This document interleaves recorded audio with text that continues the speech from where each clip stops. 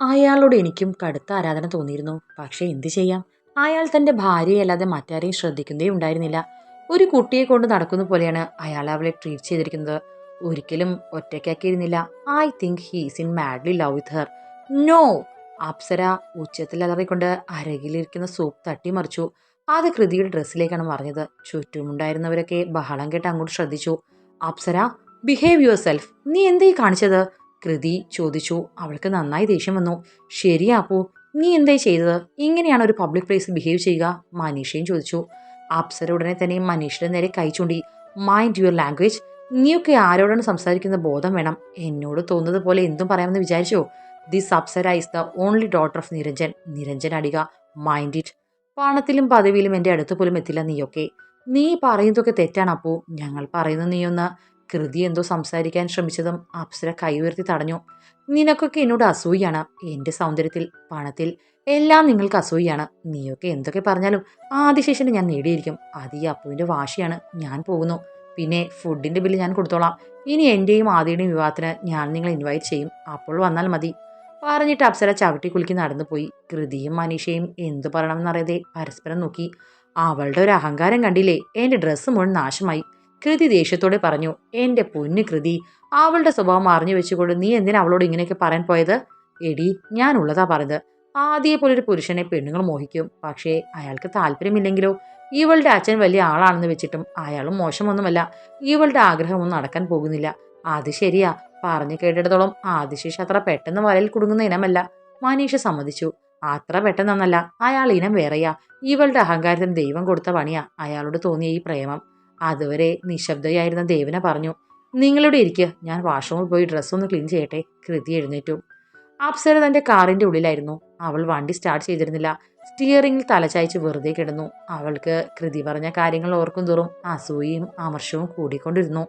പാർവണ, തന്നേക്കാൾ എന്താണ് അവൾക്ക് കൂടുതലുള്ളത്? തന്നേക്കാൾ ഭംഗിയുണ്ടോ? തന്നേക്കാൾ മോഡേൺ ആണോ? തന്റെ അത്രയും വിദ്യാഭ്യാസമോ കുടുംബമഹിമയോ ഉണ്ടോ? തന്നെ പോലെ പണക്കാരിയാണോ? അല്ല, അവൾക്ക് ഇതൊന്നും തന്നെ ഇല്ല. ആദിശേഷ് കൊടുത്ത ഔദാര്യം മാത്രമാണ് അവൾക്ക് ഇന്ന് ജീവിതം. എന്നിട്ടും അവളെ എല്ലാവരും പുകഴ്ത്തുന്നു. താൻ പ്രേമിച്ച പുരുഷനുമായി അവൾ സന്തോഷത്തോടെ ജീവിക്കുന്നു. അവൻ അവളെ പ്രേമത്തോടെ നോക്കുന്നു, സ്നേഹത്തോടെ പരിപാലിക്കുന്നു. താൻ ഇതിന്റെ എല്ലാം പതിമടങ്ങ് അർഹിക്കുന്നുണ്ട്. അവളേക്കുള്ള എത്രയോ മനോഹരിയാണ് താൻ. എത്രയോ ആഭിജാത്യമുള്ളവളാണ്. എന്നിട്ട് ഒരു പ്രാവശ്യം പോലും ആദ്യം തന്നെ പരിഗണിക്കുന്നില്ല. അവന്റെ കണ്ണുകൾ തന്നെ ഒരിക്കലും തേടിയെത്തുന്നതേയില്ല. ഈ അപ്സരയ്ക്ക് സഹിക്കാവുന്നതിനപ്പുറമാണ്. വെറും ഒരു പട്ടിക്കാട്ട് പെണ്ണിന്റെ മുന്നിൽ താനും ഒന്നുമല്ലാതെ ആവുക. അപ്സരയുടെ കണ്ണുകൾ ചുവക്കുകയും നിറഞ്ഞൊഴുകുകയും ചെയ്തു. അതേസമയത്താണ് അവളുടെ ഫോണിൽ അമ്മയുടെ കോൾ വന്നത്. അവൾ സ്വയം നിയന്ത്രിച്ച് കോൾ എടുത്തു. ഹലോ അമ്മ, നീ എന്താ അവിടെ ചെയ്യുന്നത് അപ്പോ? നീ എൻ്റെ അടുത്ത് തിരിച്ചു വരുന്നില്ലേ? നോ അമ്മ, എനിക്ക് കുറച്ച് സമയം വേണം. എനിക്ക് ദേഷ്യം വരുന്നുണ്ട് അപ്പോ. നിന്റെ ഉള്ളിലിരിപ്പെല്ലാം അച്ഛൻ പറഞ്ഞു. നീ എന്തൊക്കെയാ ചിന്തിച്ചു കൂട്ടുന്ന വല്ല ബോധവുമുണ്ടോ നിനക്ക്? അതെങ്ങനെയാ? മകളെ എന്ത് തരികിട കാണിച്ചാലും ചെയ്താലും സപ്പോർട്ട് ചെയ്യാൻ അച്ഛനുണ്ടല്ലോ. പപ്പയെ ബ്ലെയിം ചെയ്യരുത് മമ്മ. എനിക്കത് ഇഷ്ടമല്ലെന്ന് അമ്മയ്ക്ക് അറിയാമല്ലോ. അപ്സരയുടെ സ്വരം മുറുകി. ഞാൻ മനസ്സിലാക്കിയെടുത്തോളം ആ പയ്യൻ നിന്നെ ഇഷ്ടമല്ല അപ്പോ. അവനൊരു ഭാര്യയുണ്ട്. പിന്നെ നീ എന്തിനാ അവന്റെ പിന്നാലെ ഇങ്ങനെ നടക്കുന്നത്? പ്ലീസ് അമ്മ, ലീവ് മീ അലോൺ. അമ്മ അമ്മയുടെ കാര്യം നോക്ക്. I don't need your advice. ദേഷ്യത്തോടെ പറഞ്ഞുകൊണ്ട് അപ്സര പെട്ടെന്ന് ഫോൺ കട്ട് ചെയ്തു. അല്ലെങ്കിലും അമ്മ എപ്പോഴും എങ്ങനെയാണ്? ഏതു നേരവും ഗുണദോഷിച്ചുകൊണ്ടിരിക്കും. പപ്പയെ പോലെ തന്നെ മനസ്സിലാക്കാനുള്ള കഴിവൊന്നും അമ്മയ്ക്കില്ല. അതുകൊണ്ട് തന്നെ കൂടുതലും തനിക്ക് പപ്പയുടെ കൂടെ സ്പെൻഡ് ചെയ്യാനാണ് ഇഷ്ടം. അവൾ ദേഷ്യത്തോടെ ഫോൺ സീറ്റിലേക്ക് വലിച്ചെറിഞ്ഞു. അതേസമയമാണ് വീണ്ടും ബെല്ലടിച്ചത്. ഓ, വീണ്ടും അമ്മ തന്നെയായിരിക്കും ഉപദേശിക്കാൻ വിളിക്കുന്നതാവും. ഒരുപാട് തവണ റിങ് ചെയ്തിട്ടും അവളത് മൈൻഡ് ചെയ്തില്ല. പക്ഷെ വണ്ടി സ്റ്റാർട്ട് ചെയ്യാൻ തുടങ്ങിയതും വീണ്ടും കോൾ വന്നു. കട്ട് ചെയ്തിട്ട് ഫോൺ സൈലന്റ് ആക്കി വെക്കാമെന്ന് വിചാരിച്ച് ഫോൺ എടുത്തു. അവൾ പെട്ടെന്ന് പകച്ചുപോയി. കാരണം ട്രൂ കോളർ തെളിഞ്ഞ പേര് ആദിശേഷ് എന്നായിരുന്നു. അപ്സരയുടെ ശരീരമാകെ വിറച്ചു. അവൾ വിറയ്ക്കുന്ന കൈകളാൽ ഫോണിന്റെ ചെവിയിൽ വെച്ചു. ഹലോ. അവൾക്ക് തന്റെ ശബ്ദം പുറത്തേക്ക് വരാത്തത് പോലെ തോന്നി.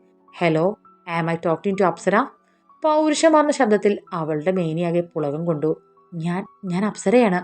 I am Adishesh. I think you remember me.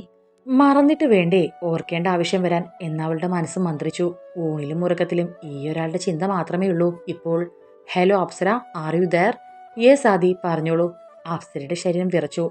Apsara, I want talk to you. Are you free now?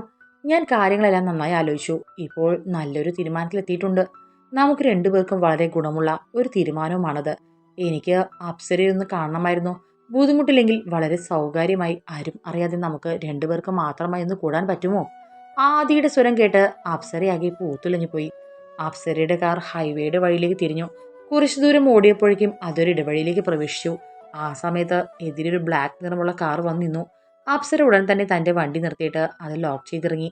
എതിരെ നിർത്തിയിട്ടിരുന്ന കാറിന്റെ ഫ്രണ്ട് സീറ്റിലേക്ക് പുഞ്ചിരിയോടെ കയറിയിരുന്നു. ഹായ്. ഡ്രൈവിംഗ് സീറ്റിലിരുന്ന അതീവ സുന്ദരനായ യുവാവ് അവളെ നോക്കി ഹൃദ്യമായി പുഞ്ചിരിച്ചു. അവൾ അവന്റെ തിളങ്ങുന്ന കണ്ണുകളിലേക്കും നെറ്റിയിലേക്ക് വീണ് കിടക്കുന്ന മുടിയിഴകളിലേക്കും പ്രണയത്തോടെ നോക്കി. ഹായ് അതി പറയുന്നതും അവൾ മുഖം കുനിച്ചു. അവളുടെ മുഖത്ത് ലജ്ജയുടെ ചുവപ്പ് പരന്നിരുന്നു. ഞാൻ വിളിച്ചത് അപ്സരയ്ക്ക് ബുദ്ധിമുട്ടായോ? തന്റെ അരികിൽ ലജ്ജ പൂണ്ടിരിക്കുന്നവളെ നോക്കി അവൻ ചോദിച്ചു. ആദി പ്ലീസ് കോൾ മീ അപ്പു. അപ്സരയെന്ന് വിളിക്കുമ്പോൾ എന്തോ പോലെ. ഓക്കെ അപ്പു, അങ്ങനെ വിളിക്കാം, എനിക്കും അതാണ് ഇഷ്ടം. ആദിയുടെ മനോഹരമായ ചിരിയിലും ആ സംസാരത്തിലും അവൾ പുളകം കൊണ്ടു. അവളുടെ മുഖം കൂടുതൽ തൊടുത്തു. ഞാൻ ചോദിച്ചതിന് മറുപടി പറഞ്ഞില്ല. ആദി ഡ്രൈവ് ചെയ്യുന്നിടയിൽ അപ്സരയെ നോക്കി. ബുദ്ധിമുട്ടോ? ആദി വിളിച്ചപ്പോൾ എനിക്ക് എത്ര സന്തോഷമായെന്നോ. യു കാണ്ട് ഈവൻ ഇമാജിൻ ആദി, ഞാൻ എത്രത്തോളം ആദി സ്നേഹിക്കുന്നുണ്ടെന്ന്. ആദ്യ ഒരു നിമിഷം നിശബ്ദനായിരുന്നു. അപ്പു അച്ഛനെ വിളിച്ച് പറഞ്ഞു ഞാൻ കോണ്ടാക്ട് ചെയ്ത കാര്യം. നോ, ആദി ആരോടും പറയേണ്ടെന്ന് ആദ്യമല്ലേ പറഞ്ഞത്. അവൻ ആശ്വാസത്തോടെ ഒന്ന് വിശ്വസിച്ചു. പിന്നെ കാറിന്റെ വേഗത കൂട്ടി. അത് ഹൈവേ മുറിച്ച് ഏതോ ലക്ഷ്യം കണക്കാക്കി പാഞ്ഞുപോയി. മണികണ്ഠന്റെ മുഖത്ത് നോക്കുമ്പോഴൊക്കെ സംഗീതയ്ക്ക് ചിരി വരുന്നുണ്ടായിരുന്നു. കാരണം തന്റെ കണ്ണുകളുമായി ഇടയുമ്പോൾ അവൻ കണ്ണുമാറ്റി കളയുന്നു. താൻ നോക്കാതിരിക്കുമ്പോൾ നോക്കുന്നു. സംഗീത വിറകുപുരയിലേക്ക് വിറക് കൊണ്ടുപോകുമ്പോൾ കാവലിൽ നിൽക്കുകയായിരുന്നു അവൻ. വിറക് കഷ്ണങ്ങൾ ചുമക്കുമ്പോൾ അവൾ അവശത ഭാവിച്ചു. അയ്യോ. പെട്ടെന്ന് സംഗീത തന്റെ നടുവിൽ അമർത്തി പിടിച്ചു. എന്താ എന്താ? മണികണ്ഠൻ മുൻപൊരിക്കലും ഇല്ലാത്ത പരിഭ്രാന്തിയോട് ചോദിച്ചു. ഒന്നുമില്ല അണ്ണാ, നടുവിന് തീരെ വയ്യ, സാരമില്ല. ഓ, നമുക്കൊക്കെ എന്ത് വേദനയാണെന്ന് പറഞ്ഞിട്ടെന്താ, ആരൊരു കൈ സഹായിക്കാനാ? അവൾ ശബ്ദത്തിൽ സങ്കടം നിറച്ചുകൊണ്ട് പറഞ്ഞു. മണികണ്ഠൻ പെട്ടെന്ന് സംഗീതയുടെ കയ്യിൽ നിന്ന് ആ വിറകെട്ട് വാങ്ങി പിടിച്ചു. നീ ഇവിടെ മാറിയിരുന്നോ, ഞാൻ ചെയ്തോളാം. അയ്യോ വേണ്ടണ്ണ, ആരെങ്കിലും കണ്ടാൽ. സംഗീത ഭയം ഭാവിച്ചു. ആര് കാണാനാ, എല്ലാവരും ഉച്ചയുറക്കത്തില്ല പെണ്ണെ. നിന്റെ ആ പരട്ട കിളവിയും പണിയെടുക്കാൻ മടിച്ചിട്ടിപ്പോ എവിടെയെങ്കിലും ചാഞ്ഞു കാണും. പരട്ട കിളവി നിന്റെ തള്ളയാടാ. സംഗീത പിറുപിറുത്തു. എന്താ? മണികണ്ഠൻ പുരികം ചുളിച്ചു നോക്കി. അല്ല, അണ്ണന് ബുദ്ധിമുട്ടാകില്ലേ? അണ്ണന്റെ ദേഹം വേദനിക്കുന്നത് എനിക്ക് സങ്കടമാ. സംഗീത ദയനീയത അഭിനയിച്ചുകൊണ്ട് പറഞ്ഞു. എന്റെ ദേഹമൊന്നും വേദനിക്കുകയല്ല, എന്റെ ബോഡിക്ക് കാരുരുമ്പിന്റെ കരുത്താ. ഞാനേ നല്ല ഒന്നാന്തരം ഗുണ്ടയാ. മണികണ്ഠൻ അഭിമാനത്തോടെ പറഞ്ഞു. ശരിയാ, വെറുതെയല്ല ഞാൻ അണ്ണനെ പ്രേമിച്ചു പോയത്. സംഗീത അവന്റെ കവിളിൽ പിടിച്ചു വലിച്ചു. ഛേ വിടടി, അവിടെ എങ്ങാനും മാറിയിരുന്നോണം, ഇല്ലെങ്കിൽ നീ എന്റെ കൈ വാങ്ങിക്കുമേ. മണികണ്ഠൻ കപടദേശത്തോടെ പറഞ്ഞു. പക്ഷേ അവന്റെ മുഖം ചുവക്കുന്നത് സംഗീത വ്യക്തമായി കണ്ടു. അവളുടെ ചുണ്ടിലൊരു പുച്ഛച്ചിരി വിടർന്നു. സംഗീത വിറകുപുരയുടെ വരാന്തയിലേക്ക് മാറിയിരുന്നു. 1 മണിക്കൂറോളം മണികണ്ഠൻ തന്റെ അധ്വാനം തുടർന്നു. എല്ലാം കഴിഞ്ഞപ്പോൾ വെയിൽ മങ്ങിയിരുന്നു. എനിക്കൊന്ന് കുളിക്കണമായിരുന്നു അണ്ണാ, ഞാൻ നാട്ടിലേക്ക് പോവുക. അണ്ണൻ എൻ്റെ കൂടെ ഒന്ന് വന്നേ, ഒരു കൂട്ടിന്. ഞാൻ കുളിക്കുമ്പോൾ അണ്ണൻ കരയിലിരുന്നാൽ മതി. ഏ? സംഗീത വാർത്ത കേട്ട മണികണ്ഠൻ വാ തുറന്നുപോയി. ഇടവഴികൾ കടന്ന കാർ ഒരു കൂറ്റൻ ഇരുമ്പ് ഗേറ്റിന്റെ മുന്നിലാണ് നിന്നത്. ആദ്യയെ കണ്ടതും സെക്യൂരിറ്റി അതിന്റെ വാതിൽ തുറന്നു കൊടുത്തു. ആദ്യ കാർ മുന്നോട്ട് പായിച്ചു. 2 വശത്തും നിറയെ മരങ്ങളും തൂങ്ങുന്ന വള്ളികളും. അതിന്റെ മധ്യത്തിലൂടെയാണ് കാർ പോകുന്നതെന്ന് അപ്സര മനസ്സിലാക്കി. അവൾ അത്ഭുതത്തോടെ ആദ്യം നോക്കി. ഇതെന്താ ആദി, നമ്മളേതോ കാടിനുള്ളിലാണെന്ന് തോന്നുന്നല്ലോ. ആദി ചിരിച്ചു. എന്തേ, അപ്സരയ്ക്ക് പേടിയുണ്ടോ? അപ്പു.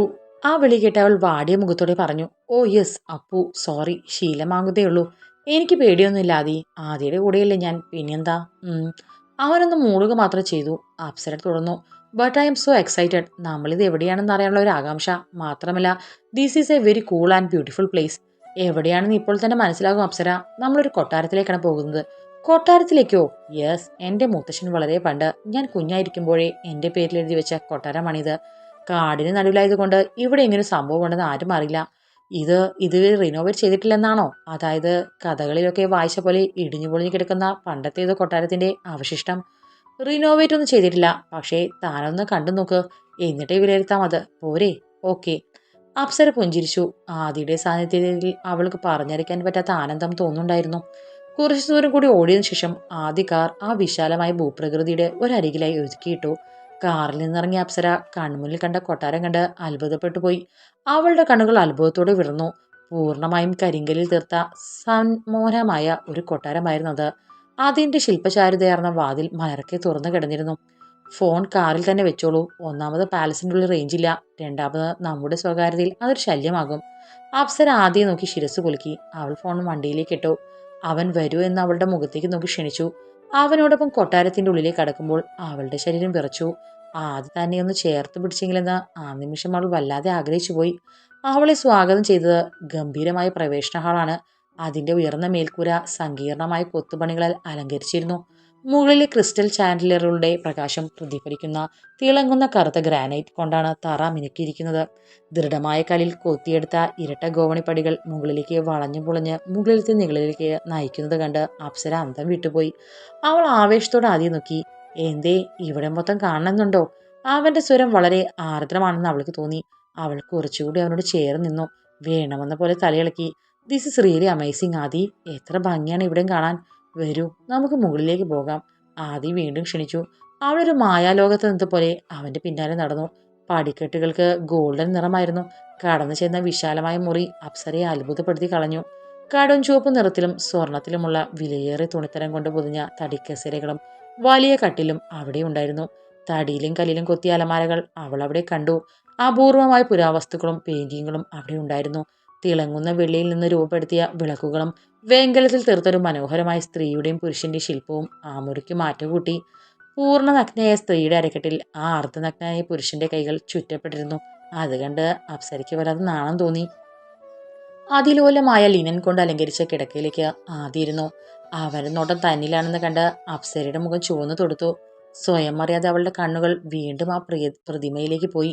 ഒരു നിമിഷം ആദിയുടെ കണ്ണുകളും അതിൽ തങ്ങി നിന്നു. അതിൽ മനസ്സിലായതും അപ്സര കൂടുതൽ നാണിച്ചു. ആദി വീണ്ടും അവളെ നോക്കി. ഇതെന്റെ കൊട്ടാരമാണ്. ഇവിടെ മനോഹരമായ ഒരുപാട് വസ്തുക്കളുണ്ട്. പക്ഷെ അതിമനോഹരമായ ഒരു പെൺകുട്ടി ഇവിടെ വിരുന്നുകാരിയായി വന്നപ്പോൾ അവയുടെ ഭംഗിയെല്ലാം വിസ്മൃതമാകുന്നു. ആദി കവിത എഴുതുമോ? അവളാകെ ചുവന്നുകൊണ്ട് ചോദിച്ചു.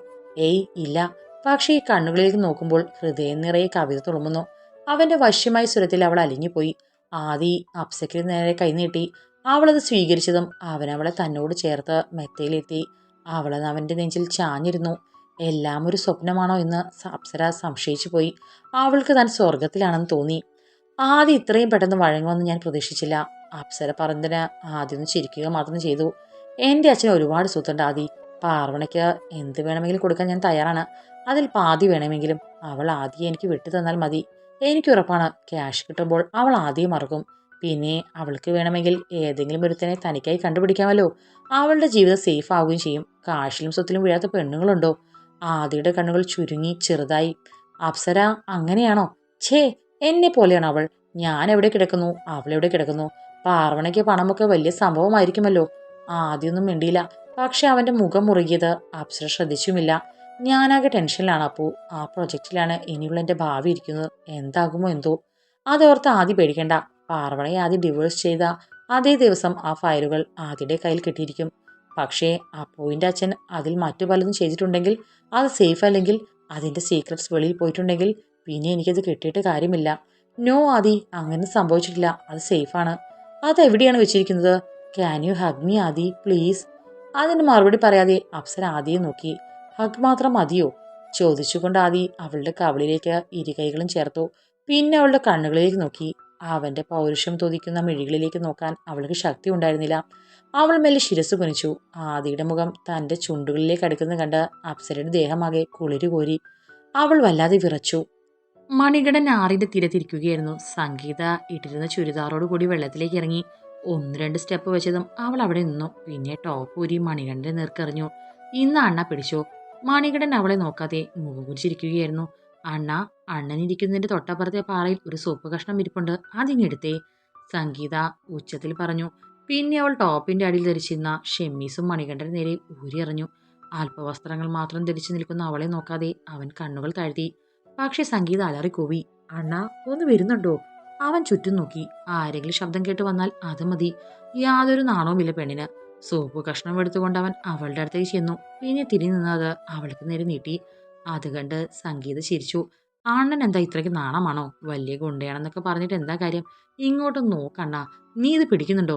അവൻ ദേഷ്യം ഭാവിച്ച് ചോദിച്ചു. ഇല്ല, ഇല്ലെങ്കിൽ ഞാൻ ഈ ആറ്റിൽ മുങ്ങിച്ചത്ത് കളയും. അവൾ ഭീഷണിപ്പെടുത്തി. അവളത് ചെയ്യുമെന്ന് അവൻ തോന്നി.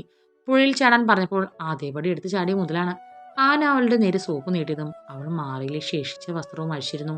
മണികണ്ഠന്റെ നോട്ടം സംഗീതയിൽ തന്നെ തറച്ചു നിന്നു. സ്വയം അറിയാതെ അവൻ വെള്ളത്തിലേക്ക് ഇറങ്ങി. അവളുടെ അടുത്തേക്ക് നീങ്ങി. അടുത്ത് ചെന്ന് അവളുടെ കവിളിൽ കൈവച്ചു. മണികണ്ഠൻ ഏതോ സ്വപ്നത്തിലെന്ന പോലെ അവളെ ആകമാനം നോക്കി. സംഗീത ലജ്ജ ഭാവിച്ചു നിന്നു. അവന്റെ കൈകൾ കവളിൽ നിന്ന് അവളുടെ കഴുത്തിലേക്ക് ഇറങ്ങി. വീണ്ടും അത് താഴേക്ക് ഇറങ്ങാൻ തുടങ്ങിയപ്പോൾ അവൾ പൊട്ടിച്ചിരിച്ചുകൊണ്ട് അവനെ തള്ളിമാറ്റി ദൂരേക്ക് നീന്തി. മണികണ്ഠൻ ഒരു മധുര സ്വപ്നത്തിൽ ലയിച്ചെന്ന പോലെ അങ്ങനെ നിന്നു. അപ്സരയുടെ മിഴികൾ രണ്ടുമടച്ച് അവന്റെ ചുംബനത്തിനായി ഉൾപ്പുളകത്തോടെ കാത്തുനിന്നു. അവന്റെ അതരങ്ങൾ തന്റെ അതരങ്ങളിൽ സ്പർശിക്കുമ്പോഴുണ്ടാകുന്ന മധുര മനോഹരമായ വികാരത്തിൽ അലിയാനായി അവൾ കാത്തു നിൽക്കുകയായിരുന്നു. ആദ്യ തന്റെ കവിളിൽ സ്പർശിച്ചപ്പോഴേ അവളാകെ തരളിതയായി പോയിരുന്നു. താനൊരു പൂവാണെന്നും ഒരു മനോഹരമായ പൂന്തോട്ടത്തിലാണെന്നും അവൾക്ക് തോന്നി. ആദ്യ എന്ന വണ്ട് തന്നിലെ തേൻ നുകരാൻ പോവുകയാണ്. പക്ഷെ കുറച്ചു നേരം കഴിഞ്ഞിട്ടും ഒന്നും സംഭവിക്കുന്നില്ലെന്ന് കണ്ടപ്പോൾ അപ്സര കണ്ണുകൾ വലിച്ചു തുറന്നു. തന്നെ തന്നെ നോക്കി ഒരു കുസൃതി ചിരിയോടെ നിൽക്കുന്നതിനെ കണ്ടപ്പോൾ അവളാകെ നാണം കൊണ്ട് തൊടുത്തുപോയി. What happened? ഇയാളാകെ ചുവന്നു തൊടുത്തല്ലോ. ഓ, ആദ്യ കളിയാക്കാതെ, അവളൊരു കൊഞ്ചലോടെ പറഞ്ഞു. അല്ല, ഞാൻ ആലോചിക്കുകയായിരുന്നു. ഒന്ന് ഉമ്മ വയ്ക്കാമെന്ന് വെച്ചപ്പോൾ തന്നെ ഇത്രയും നാണം. അപ്പോൾ പിന്നെ ബാക്കിയുള്ള എൻ്റെ ഉദ്ദേശങ്ങളൊന്നും ഇയാൾ താങ്ങിയില്ലല്ലോ എന്ന്. ഒന്ന് പോവോ ആദി? അപ്സര കുലുങ്ങി ചിരിച്ചു. പിന്നെ അവരെ തോളിൽ കൈകൾ ചുറ്റി. You are my Superman. ഞാൻ ആദിയെ എത്രമാത്രം സ്നേഹിക്കുന്നെന്ന് ആദിക്ക് സങ്കല്പിക്കാനേ സാധിക്കില്ല. പക്ഷേ വിശ്വാസമില്ലാത്തിടത്ത് സ്നേഹം ഉണ്ടാകുമോ അപ്പോ? ആദി വളരെ ആർദ്രമായി ചോദിച്ചു. വിശ്വാസമില്ലെന്നോ? അതെ, അപ്പുവിന് എന്നെ തീരെ വിശ്വാസമില്ല. ആദിയുടെ വിശ്വാസമുള്ളത് കൊണ്ടല്ലേ ഞാൻ എൻ്റെ പപ്പയോട് പോലും പറയാതെ ഇങ്ങ് പോന്നത്. അത് ശരിയാ. പക്ഷെ ഞാൻ ആ ഫയലിൻ്റെ കാര്യം ചോദിച്ചിട്ട് ഇയാളൊന്നും പറഞ്ഞില്ലല്ലോ. ഞാൻ എൻ്റെ ടെൻഷൻ കൊണ്ട് ചോദിച്ചതാണ്. എന്തായാലും നമ്മൾ ഒന്നിക്കാൻ തീരുമാനിച്ചു. പക്ഷേ എന്നിട്ടും അപ്പുവിന് എന്നെ വിശ്വസിക്കാൻ സാധിക്കുന്നില്ലെന്ന് വരുമ്പോൾ ഇറ്റ് ഹേർട്സ്. അപ്പുവിൻ്റെ മുഖം വല്ലാതെയായി. അവനെ ഒരു വിധത്തിൽ വിഷമിപ്പിക്കുന്നത് അവൾക്ക് ഇഷ്ടപ്പെട്ടില്ല. കിട്ടാക്കനിയാണെന്ന് കരുതിയിരുന്നാണ് മുന്നിലിരിക്കുന്നത്. ഈ സൗന്ദര്യവും ഈ പൗരുഷവും എല്ലാം ഇനി തനിക്ക് മാത്രം അവകാശപ്പെട്ടതാണ്. അവൾ പെട്ടെന്ന് അവൻ്റെ കയ്യിൽ കയറി പിടിച്ചു. അങ്ങനെയല്ല ആദി, എനിക്ക് ആദ്യം ഒരു വിശ്വാസക്കുറവുമില്ല.